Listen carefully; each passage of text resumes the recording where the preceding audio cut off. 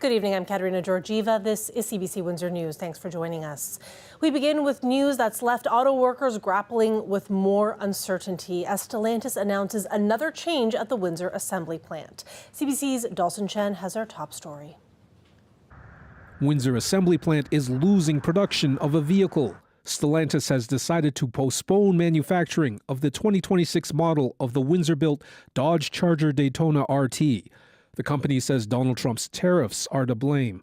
But Stellantis was also quick to stress that this won't mean job losses. Canada's Minister of Industry, Melanie Joly, says she spoke with Stellantis North America CEO Jeff Hines. He assured me that all jobs at Stellantis in Canada would be protected and all conditions of workers would remain the same. We agreed that we would continue conversations in a positive way regarding EV's investments in Canada. The company's statement doesn't elaborate on the length of the postponement or the future of the all-electric Dodge Charger Daytona RT. Stellantis did point out that the new four-door sedan model of the Dodge Charger is still a go. That's to be built in Windsor this year. Unifor's national president Lana Payne issued a reaction statement, noting that Windsor Assembly Plant is currently ramping up for the launch of additional Charger models. She said the union remains vigilant against the Trump administration's trade war. Industry watchers like Greg Layson of Automotive News and Flavio Volpe of the Automotive Parts Manufacturers Association are suggesting that low sales of the all-electric muscle car could also be a factor in the company's decision. What I can tell you about Windsor is I've been told from people on the inside that, yes, they are focusing on internal combustion engine versions of the Dodge Charger. You know, all of these automakers are still full steam ahead on electrification. The problem is the consumer market is not full steam ahead on electric vehicles. This is a fabulous product, but, you know, you can't sell it for 25% more. To everybody there. So they're focusing on the internal combustion engine versions there, and they've launched a four-door version. Windsor assembly plant workers have been weathering a flurry of announcements in recent months. Paul Lachance, who has been working in the auto sector for more than 30 years, says he and his co-workers are just trying to keep calm. Our work schedule has changed 3 times in the last, say, a week or so. I've had to change my dentist appointment 3 times, so we're not sure. Every day we come in, it's just we go from there. That's all you can do. It's just one day at a time. Oh yeah, you got to try to keep calm because if you don't, you're going to drive yourself crazy. And the only thing certain about this plant is uncertainty right now. Meanwhile, the shift schedule at Windsor Assembly Plant remains in flux. The week of May 26 is expected to have full production with both shifts working. Dawson Chen, CBC News, Windsor. It was a striking scene today as WSIB workers hit the picket lines to join an Ontario-wide move. CBC's Jacob Barker was there and has more. Well, there's a large presence of striking employees from the Workers' Safety and Insurance Board here. The picketing spans both sides of Tecumseh Road in front of Conservative MPP Andrew Dowie's office. They're joining a province-wide strike that was voted 96% in favor of earlier this month. Not only is the union seeking higher wages, it also wants a reduction in what it says are dangerously high workloads, causing anxiety and depression among its members. We're here to fight for the actual workers of Ontario, but we are workers ourselves, and we need assistance to help them. In Toronto, the union's president demanded the company do more, calling the workload unsustainable. Our employer is dreaming. They are dreaming if they think that we will accept a deal that includes employer cuts, that fails to address the very real and systemic work overload problem, and the toxic micromanagement. The offers thus far have not been enough to get an agreement. This is the first time in our history that we've actually gone into picket mode, and I think that speaks volumes to the current regime. This WSIB spokesperson says it's ready for talks at any time, and as far as workload goes, caseloads have actually been going down. Long-term claims, for example, in 2021, the caseload was an average of 121 cases per case manager, and now it's at 85. And our short-term claims is down to 55. So there's a lot of work that's happening. We acknowledge that, and we want to make sure that we can keep doing that together. The decision to picket outside an MPP's office in Windsor came because there's no longer a WSIB office in the city. The union also takes issue with a government decision to return billions of dollars from the WSIB surplus to employers. Just a fraction of that $4 billion refund would more than cover improvements for injured workers. And it would more than cover the cost of improving the working conditions for our members. This is a result of the Ford government and their interference in something that, our funds that we use at the WSIB are based on employer premiums. This isn't taxpayer money, but they are interfering in this process. And so we wanted to show a force here in front of their office. CBC News reached out to the Ministry of Labour and Andrew Dowie, but we've not heard back. Jacob Barker, CBC News, Windsor. There is a large emergency response at a fire in the Kildare area. Here is what we can tell you. Several wooden pallets in a lot behind an automotive company are on fire. While there is a lot of smoke, we're told that there are no injuries, but people should avoid the area and keep their windows closed. Windsor police have closed Kildare Road between Shepherd Street East and Seneca Street. Report of some pallets on fire behind the building here on Kildare. Crews arrived, just kind of got a little out of control. A number of wood pallets and plastic pallets. Still burning significantly, but much more under control than it was about 10 minutes ago. As more information comes in, we will have the very latest on our website at cbc.ca/Windsor.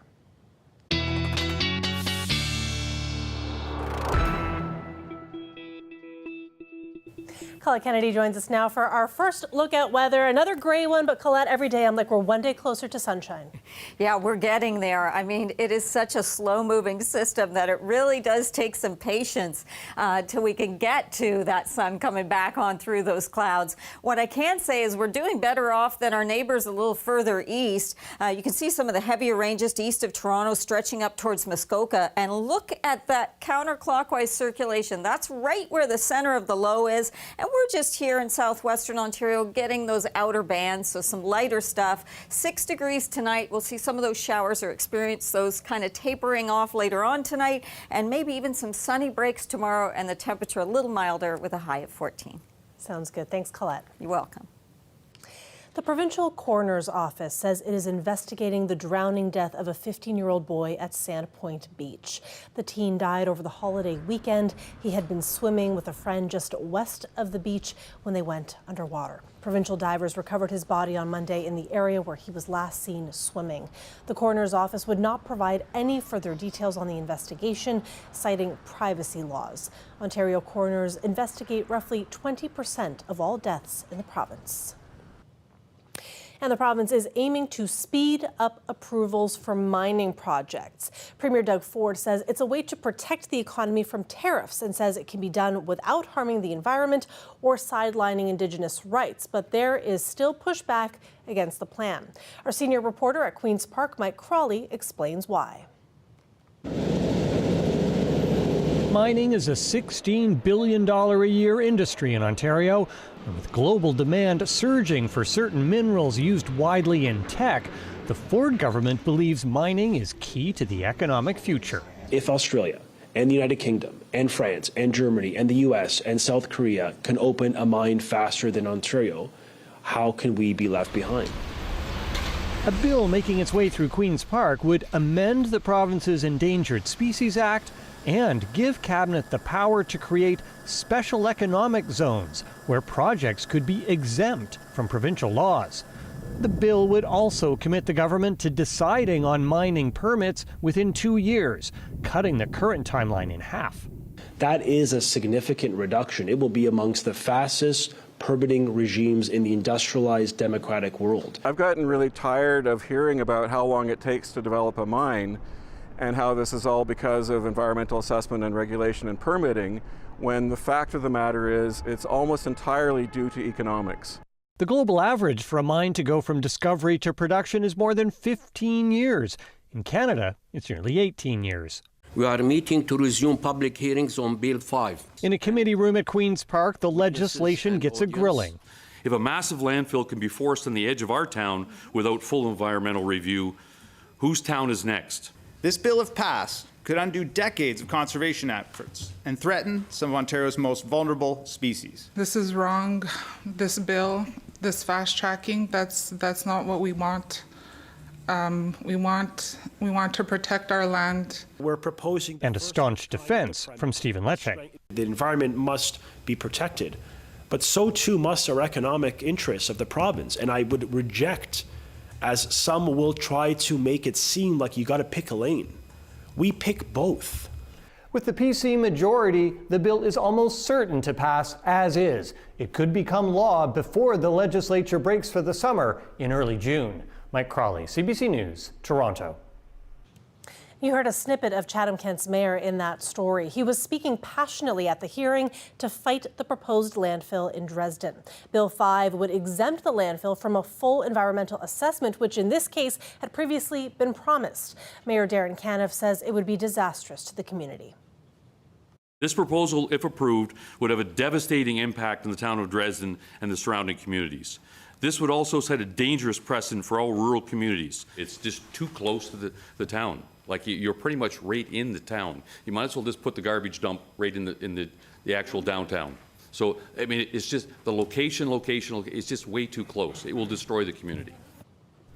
The chief of Walpole Island First Nation also called out the province, saying the government has failed on its duty to consult, and particularly with the reversal on the landfill's environmental assessment. She said the process has felt like a slap in the face. The First Nation is downstream from the dump along the Sydenham River. With this landfill, it's just another prime example of no one's listening to our concerns, and we're going to have the long-term impacts from that. Not just now, we're talking about future generations. That water flows into our community and impacts our way of life and our future generations. And to our community, that's environmental racism. You're impacting First Nations communities, small communities, poverty communities, for the benefit for other people. And what do we see out of it other than hurt and harm for our communities? York One, the company that runs the site, has told CBC that this would be a landfill for non-hazardous construction and demolition materials, though Chief Thomas expressed skepticism around that. The company also stressed the project would remain subject to strong provincial oversight. After 2 years and more than $1 million of work, the John R. Park homestead is celebrating its grand reopening. The CBC's Darren DiCarlo went to Essex to check it out. Great.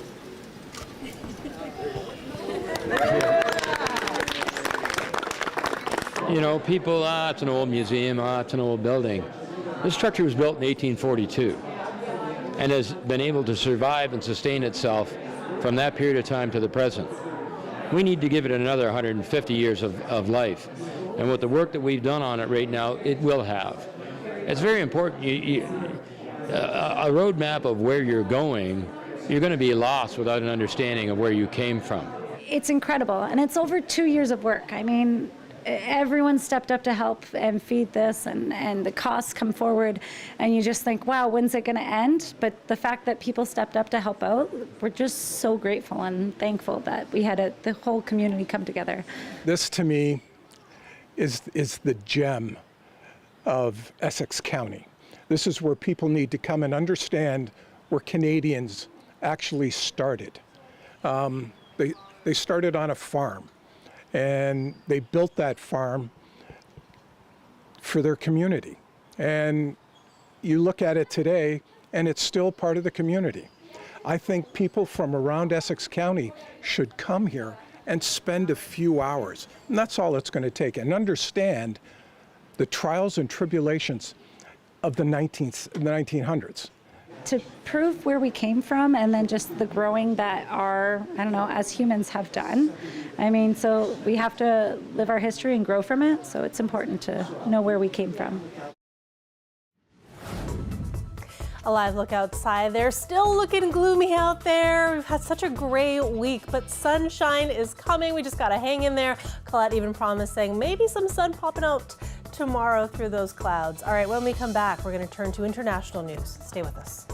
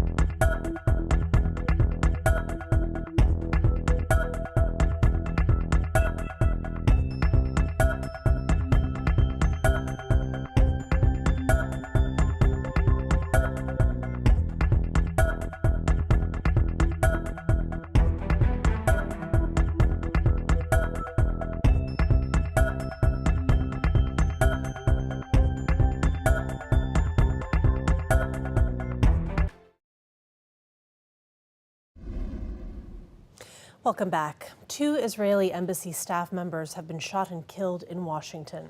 Police say it happened as they were leaving an event at a Jewish museum Wednesday night. Aaron Collins reports. Witnesses say the shooting started here outside this museum just after 9. A lone gunman approaching 4 people before opening fire, leaving a young couple dead.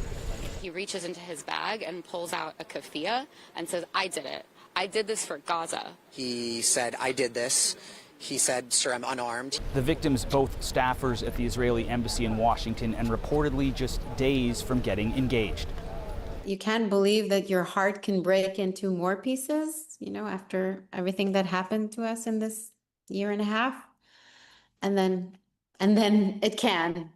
31-year-old Elias Rodriguez of Chicago, Illinois, is now charged by complaint after his initial appearance before U.S. Magistrate Judge Matthew Sharbaugh.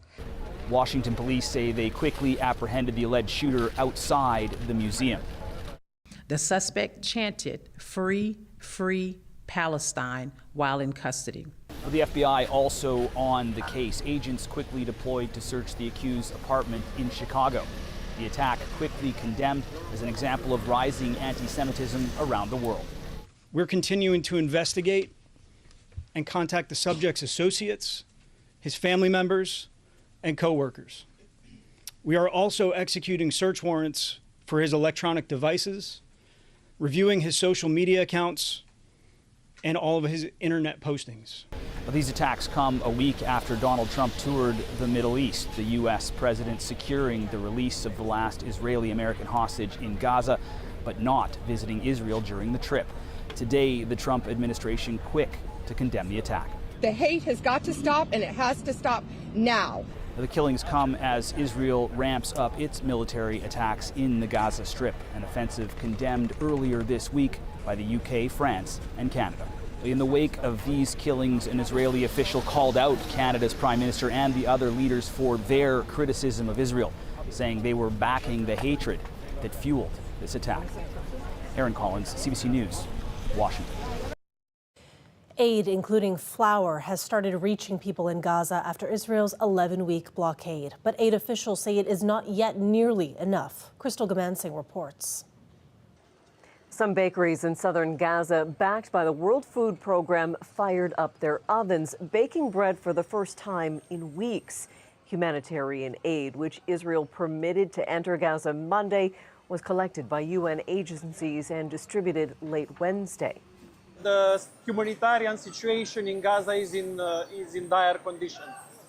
What we'll need to do is to continue to bring humanitarian aid, advocate for the crossings to be open, and make sure that the food goes to the ones mostly in need. A UN-backed report from the IPC earlier this month said 1 in 5 people in Gaza faced starvation. Images of malnourished babies and children eating scraps pushed leaders, including those in the UK, Canada, and France, to demand Israel end its blockade on humanitarian supplies. The suffering being witnessed, says Israel's foreign minister, is because of Hamas. Hamas started the war on October 7th, is solely responsible for the war's continuation, and is solely responsible for the suffering of Israelis and Palestinians alike. The International Committee of the Red Cross said it got 1 truck of medical supplies through to replenish a field hospital in Rafah, but more is needed. So far, roughly 100 trucks have been allowed to enter Gaza. Several hundred entered each day during the ceasefire earlier this year. Crystal Gamansing, CBC News, London. A series of UN Security Council briefings pointed to an erosion of the norms protecting civilians in conflict zones. Speakers reported flagrant violations of international law in 2024 and 36,000 civilian deaths. Canada's Bob Ray was among the UN ambassadors responding. When we fail to subject the power of the rule of law wherever it takes place, We are, in fact, condoning tyranny and abuse and impunity. The Israel-Hamas war was among several conflicts highlighted. Stay with us. Colette Kennedy will be right back after the break.